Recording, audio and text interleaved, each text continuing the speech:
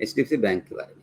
और यहाँ पर माणिक भारद्वाज पूछ रहे हैं कुरुक्षेत्र से, इन्होंने 10 जुलाई को एचडीएफसी बैंक के शेयर खरीदे, 644 शेयर इन्होंने खरीदे हैं 1661 के भाव पर, और अभी ये करीब 75,000 रुपए के घाटे पर बैठे हुए हैं। और चिंता की बात यह है कि 75% ई मार्जिन पर ले रखा है। तो पूछ रहे हैं कि अब बेच दें या इंतजार करें। मतलब ये तो बड़ी दुविधा वाली बात हो गई है, एकदम फंसी हुई हालत है कि मतलब ई मार्जिन पे है, बहुत रख भी नहीं सकते। मतलब अगर अपने पैसे से खरीदा हुआ है तब तो आप कह दीजिए कि ठीक है आप छोड़ दो, नीचे आएगा भी तो फिर चढ़ जाएगा। यहाँ पे तो ई मार्जिन पे पैसा फंसा हुआ है, सिर पे तलवार लटकी हुई है। देखिए, मार्जिन पे ट्रेड करने का तरीका ये होता है कि पहले आपका स्टॉप लॉस डिसाइड हो जाना चाहिए।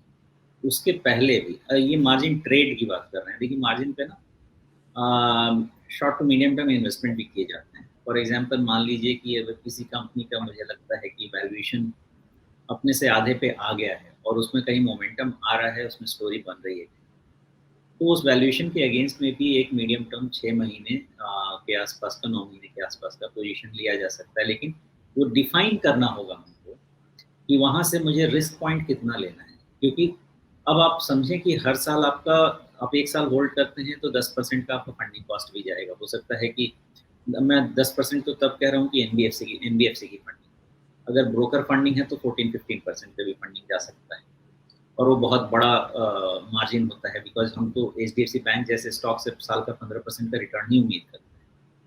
तो लेने का बहुत क्लियर लेवल होना चाहिए और उस हिसाब से स्टॉप लॉस पहले ही डिसाइड कर लिया कीजिए। क्योंकि अगर आपका स्टॉक आपके लेवल से 10% नीचे गया तो उसको वापस आने के लिए 12-13% का रूम चाहिए, उसमें भी टाइम लगेगा, दोनों आपके अगेंस्ट चला जाता है। तो मार्जिन ट्रेड करने का तरीका यही है कि गिरते में नहीं खरीदें किसी चीज़ को, उसमें मोमेंटम ट्रेड किया जाता है, या फिर आपको वैल्यूएशन वाला चीज़ समझना है। आपके मार्जिन ट्रेड में अभी तो कोई भी चीज़ ऐसे पैरामीटर पे नहीं कह सकते कि एचडीएफसी बैंक में पॉजिटिव है, बिकॉज आपका सारा डीएमए नेगेटिव है, सारा का सारा डीएमए। और दूसरी चीज़, ये थर्सडे के डिस्कशन में शायद मेरे मुंह से निकल भी गया था कि 1550 के पहले एचडीएफसी बैंक का कोई सपोर्ट भी मुझे समझ में नहीं आता है, एटलीस्ट समझ में तो नहीं आता है। वहाँ जाएगा या नहीं जाएगा वो सब वक्त वक्त की बात है, वो अभी नहीं बता सकते हैं। लेकिन 1550 के पास एक रीवैल्यूएट तो ज़रूर करने वाले हैं उसको कि 1550 पे क्या ये लेने का बनता है या नहीं बनता है। क्योंकि इसमें जो चांसेस है ना, वो चांसेस ओपन है आपको 1500 के नीचे जाने के भी, वो ओपन रहेगा चांस, उसमें हम ना नहीं कह पाएंगे। तो आपको रिस्क कैसे कंटेन करना है वो आपको डिफाइन करना है। डायरेक्शन तो वीक है। एक पॉसिबिलिटी आपके पास ये बन सकती है कि 1550 या 1540 जो भी ये लेवल है, वहाँ से वहाँ के पास एक छोटा सा गैप बना हुआ है, वो है 1527 के पास। मे बी एचडीएफसी बैंक उस जर्नी पे जा रहा है जहाँ पे वो गैप फिलिंग प्रोसेस कंप्लीट होगी, तो टुवर्ड्स 1500 और समथिंग इसको अपना सपोर्ट मिलेगा। उतना रिस्क लेना है या नहीं लेना है वो आपका अपना फैसला है, लेकिन वो डाउनसाइड ओपन है। दूसरी तरफ ये डाउनसाइड समझ लीजिए, तो डाउनसाइड क्या बताता है? डाउनसाइड ये बोलता है कि अगर वो गैप फिलिंग प्रोसेस स्टार्ट है तो 1500 से 1530 के रेंज में कहीं पे इसको सपोर्ट मिलना चाहिए। दूसरा, ऊपर साइड में आप देखेंगे तो एक इसका 11 अगस्त का लो है 1616, और 14 अगस्त का हाई है 1615। एक छोटा सा 1 पॉइंट का एरिया गैप, छोटा सा। हो सकता है कि ये जो शॉर्ट टर्म बाउंस हो या शॉर्ट कवरिंग बाउंस हो, उधर तक जाने की कोशिश करें। तो फिलहाल मैं ये कह सकता हूँ कि डायरेक्शन वीक है। थोड़ा बाउंस हो सकता है यहाँ से ले एचडीएफसी बैंक, लेकिन उसके ऊपर जाएगा कि नहीं, 16, 20, 30 के ऊपर जाएगा कि नहीं, इसकी अभी कोई भी कंफर्मेटरी टेस्ट बाकी रहेगी। इसका अपसाइड आने के लिए आपको 1700 के ऊपर जब तक नहीं जाएगा ना, तब तक फिर से फ्रेश राइज वाली बात नहीं कर सकते हम एचडीएफसी बैंक। अब उस हिसाब से चूंकि आपका मार्जिन पे ट्रेड है, तो थियरी यही कहती है कि ऊपर थोड़ा बहुत मिले कोई लेवल शॉर्ट कवरिंग में तो उसको लेके निकल जाना चाहिए, अदरवाइज हमें फंड का पेमेंट का इंटरेस्ट पेमेंट करना पड़ता है। लेकिन कंप्लीटली वो डिसीजन प्योरली आपको अपना पॉकेट देख के लेना है। इन्वेस्टमेंट का अगर पोजीशन रहता तो एचडीएफसी बैंक निकलने की बात तो मैं करता ही नहीं। ये तो बिल्कुल सिंपल सी बात है। इस क्वार्टर के रिजल्ट के बाद तो बिल्कुल नहीं करता, रादर मुझे तो मौका चाहिए इसको खरीदने का पैसे लेवल पे। तो उस हिसाब से आप अपना मन बनाएं, अपने पोजीशन को इवैल्यूएट करें, क्योंकि ऊपर में 16, 20, 30 तक रिकवरी पॉसिबल है जो देख के लगता है यहाँ से, और नीचे में 15, 30 के आसपास तक पे जाने के इसका सिचुएशन बन सकता है। तो अब देखें कहाँ तक होता है, यही इसका व्यू देख के समझ में आता है। जी, तो अभी 1560 1561 के आसपास है, तो यहाँ से 1550 तो 10 ही रुपये नीचे है, और 1530 जो है वो 30 रुपये नीचे है। तो जितना घाटा ये सह चुके हैं उसके हिसाब से, क्योंकि खरीदा कहाँ पे है इन्होंने खरीदा है 1661 पे, तो यहाँ से 100 रुपये का नुकसान वो देख चुके हैं। तो अगर ये इतना नुकसान देख चुके हैं तो 1530 का इंतज़ार कर लें, भरोसा कर लें कि अगर कहीं उस सपोर्ट को लेकर के वापस थोड़ा संभल गया तो इनका नुकसान कम हो जाएगा।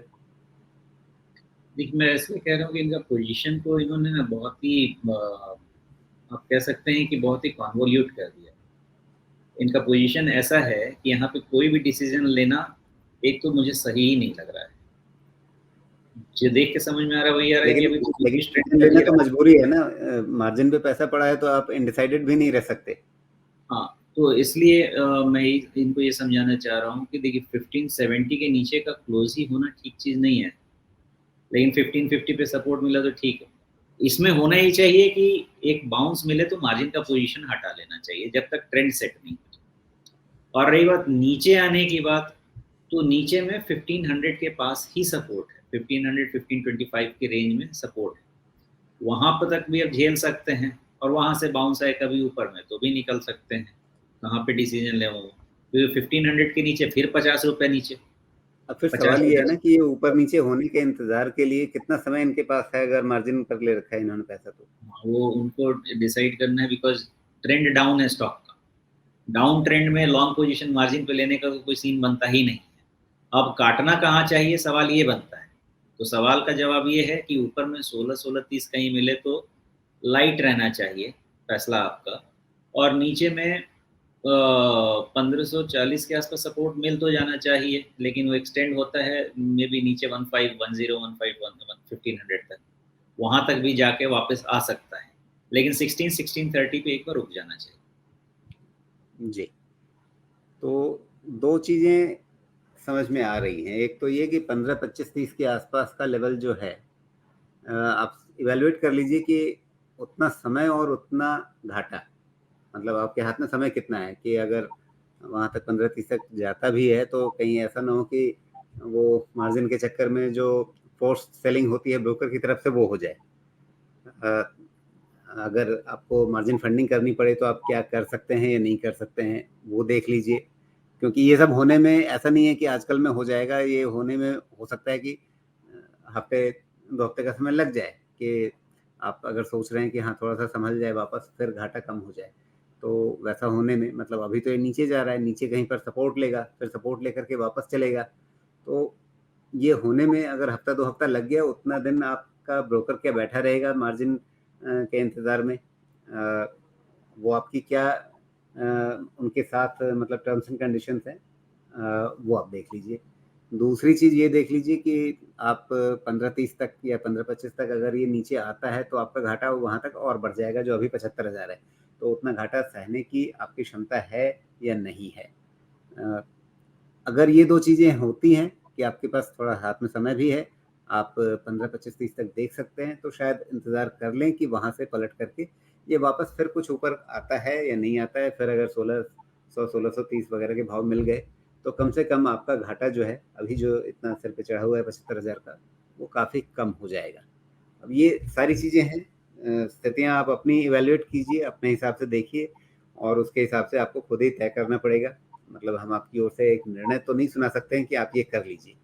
सारी चीज़ें आपके लिए हमने समझा दी, बहुत विस्तार से समझाई, थोड़ा ज़्यादा समय दे करके, ताकि आप हर चीज़ को इवैल्यूएट करके अपना नाप-तौल करके खुद देख समझ पाएँ।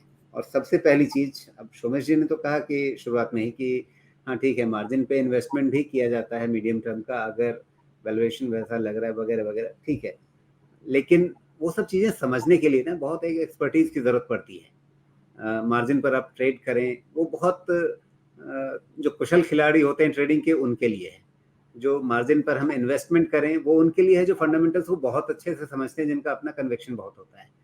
आम निवेशक जो है ना, जो जिनके लिए हम बात कर रहे हैं, उनके लिए तो मेरा एक ही फॉर्मूला है, मार्जिन पे न ट्रेड करना है न इन्वेस्ट करना है।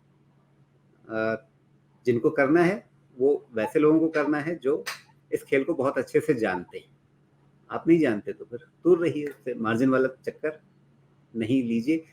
इस मतलब ये 75,000 का घाटा, हम शुभकामनाएं देते हैं आपको कम हो जाए, बहुत कम हो जाए, लेकिन जो भी पैसा इसमें लगेगा ना, उसे ट्यूशन फी समझ करके आप बाजार को चुका दीजिएगा कि ठीक है, हमने बाजार से एक सबक सीखा, इतने पैसे दिए।